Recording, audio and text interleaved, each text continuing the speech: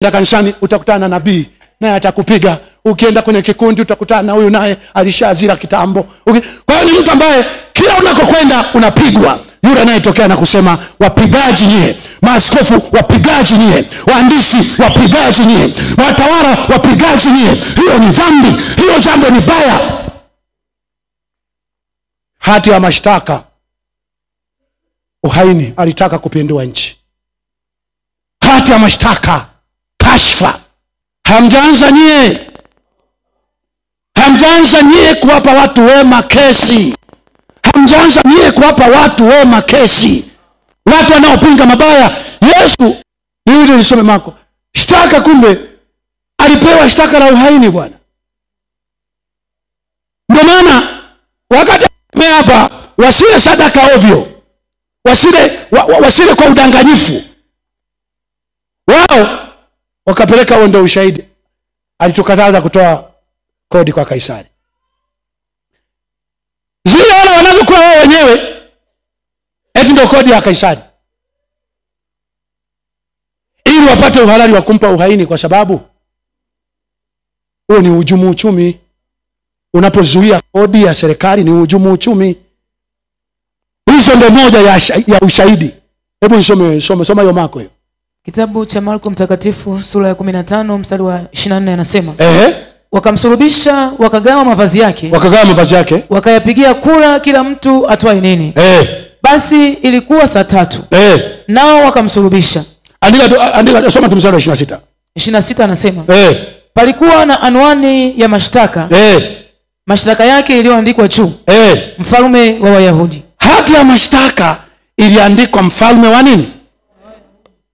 Walimwambia Farao, sema andika aliyejiita, usiseme mfalme. Asema hivyo nilivyoandika inatosha, sababu si ndio mlivyomshtaki. Hati ya mashtaka mlioleta, yani hati, msikia vizuri ufafanuzi wa Alex. Mpaka unafungwa utafungwa kwa hati ya mashtaka ilisemaje. Mpaka unahukumiwa utahukumiwa kwa hati ya mashtaka ilisemaje. Kwa hiyo hati ya mashtaka ya Yesu ilikuwa ni aliyetaka kupindua nchi. Kwa nini alitaka kupindua? Alianza kukemea ulaji wetu kwamba ni dhambi, dhuluma yetu kwamba ni dhambi, uporaji wetu kwamba ni dhambi, maonezi yetu kwamba ni dhambi, udanganyifu wetu. Akawa anawajulisha watu kwamba huu ni udanganyifu, huu sio binadamu.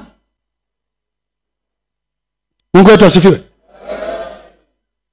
Kwa maana alitaka atengeneze nchi nyingine, utawala mwingine, ampindue mfalme wetu. Hakuna mtu ambaye kwenye ukali mwenye akili timamu ananufaika.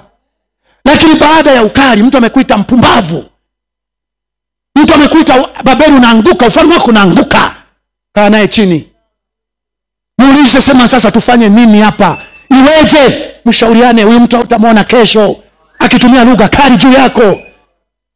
Mara nyingi wafalme waliowakamata watu wa Mungu na kuweka gerezani ni wale ambao ule mpango wake wa dhuluma hakuwa tayari kuacha. Lifestyle yake ya dhuluma.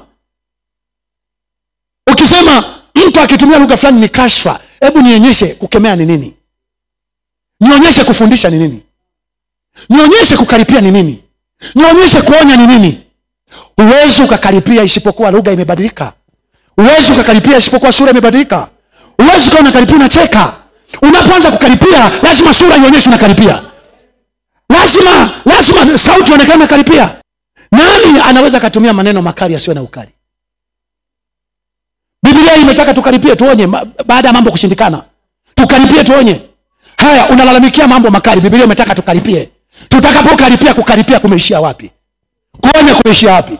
Kukemea kumeishia wapi? Kufundisha kumeishia wapi? Na kwa nini kila utakapokaripiwa unapelekea ni taarifa za uongo? Ukionywa ni taarifa za uongo, ni kashfa. Eneo la kukaripiwa liko wapi? Dunia ipi iliwahi kuwa salama kwa kusifiwa tu? Dunia ipi iliwahi kuwa salama kwa kila mtu kuimba pambio moja tu? Dunia itakuwa salama wakiwepo watu watakao challenge pongezi ambazo zinatolewa isivyo. Hao wasichukuliwe kuwa adui. Lakini mkijipambanua, kila atakayekemea atapewa uhaini, atapewa kusambaza taarifa za uongo, atapewa kukashifu serikali, kukashifu rais. Hamtaiponya dunia kwa njia hiyo. Kwa bahati mbaya roho ya Mungu haifagi. Mtamuua huyu, mtamuondoa, mtamfunga, anainuka huyu. Mtamuua huyu, mtamuondoa huyu, mtamfunga, anainuka huyu. Yaani roho ya Mungu, roho ya uchawi, wakiua mchawi, uchawi unaondoka. Roho ya uchawi wakiua uchawi unaondoka. Kama roho za kishetani haziondoki, roho ya Mungu haiondoki. Roho ya Mungu haiondoki. Haiondoki na kishia. Mtamfunga huyu, mtamuua huyu, mtampesa huyu, mtampoteza huyu, atainuka huyu.